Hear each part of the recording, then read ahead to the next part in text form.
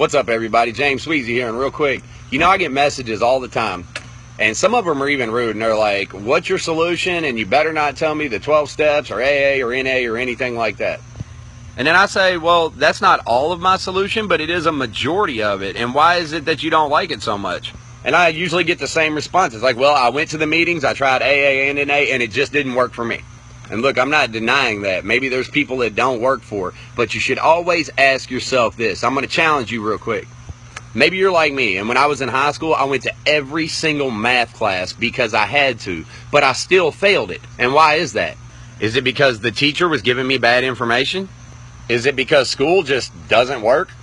And the truth for me was, I sat in the class or meeting, and I just didn't do what I was told to do. So here's what I'm saying. Ask yourself these simple questions right here. Can you recite all 12 steps right now without looking at a piece of paper and tell me exactly what they mean to you and the action required to fulfill each step? How long was your sponsor clean and sober, and how many times a day did you call them? I had to call multiple times a day in the beginning. Which steps deal with defects of character and shortcomings, and what is the difference between a defect of character and a shortcoming? What is the difference between a spiritual experience and a spiritual awakening? Also, can you pull out all of your handwritten 10-step inventories and reread them right now? Can you go get them from the closet?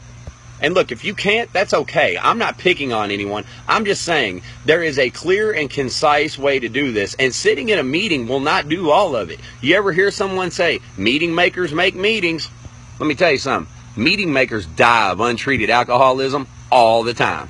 But look, I'm not complaining or picking on anyone, so here's what I'm going to do. Over the next couple of weeks, I'm going to make a series of videos where I will explain all of the steps and what they mean to me and the action required to fulfill them. Please follow along. James Sweezy, Recovery Guru, Addiction Expert. I'm out.